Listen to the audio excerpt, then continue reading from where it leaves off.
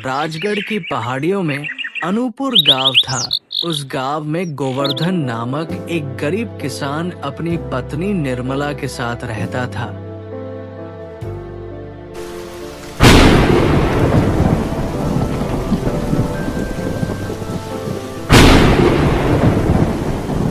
हे महादेव, अगर ऐसा हो गया कि पूरी रात तूफान और बारिश चलती रही तो मेरी पूरी फसल बर्बाद हो जाएगी।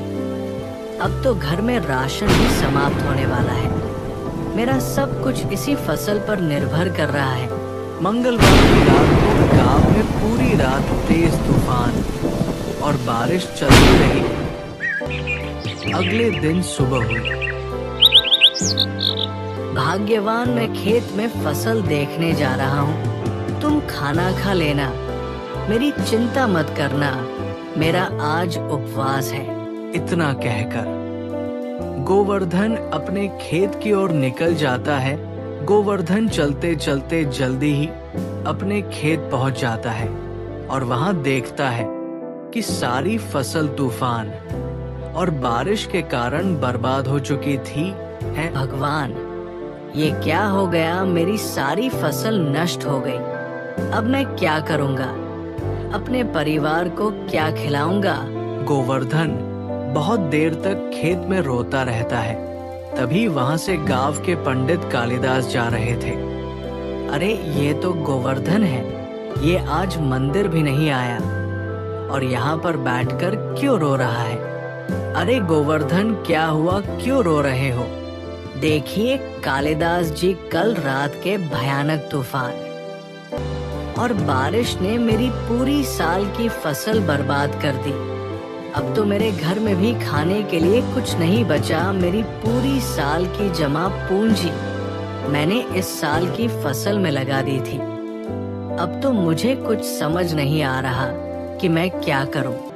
ऐसे हार मत मानो गोवर्धन महादेव, जरूर तुम्हें कोई ना कोई रास्ता दिखाएंगे। तुम एक काम करो, मेरे साथ मेरे घर चलो। हम वहां जाकर इस समस्या का हल निकालते हैं। इतना कहकर कालिदास गोवर्धन को अपने घर ले जाता है।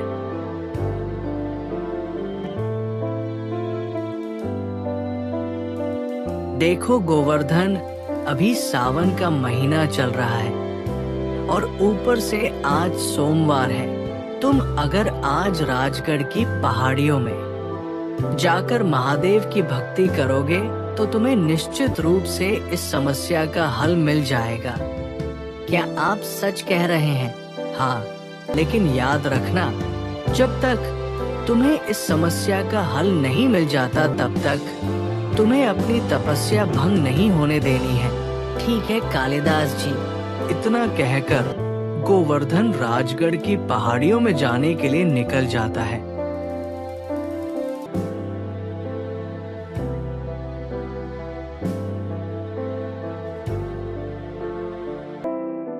ओह, कितनी देर हो गई मैं चला जा रहा हूँ और अभी तक राजगढ़ की पहाड़ियाँ दूर दूर तक नजर नहीं आ रही है।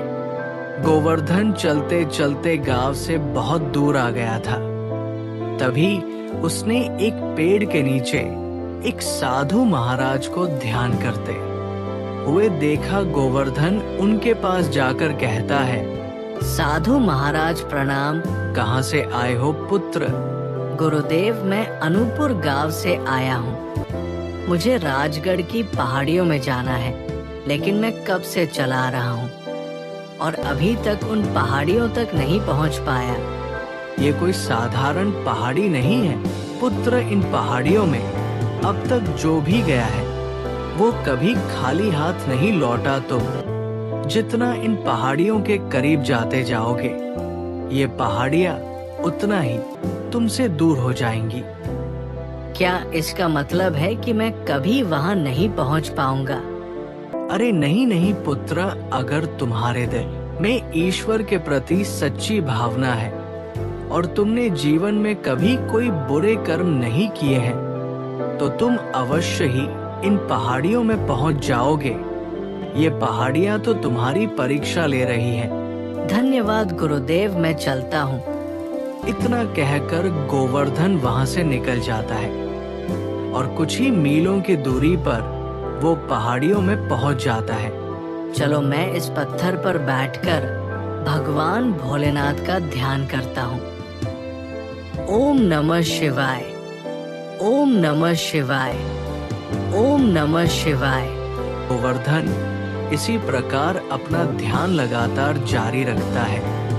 ओम नमः शिवाय, ओम नमः शिवाय।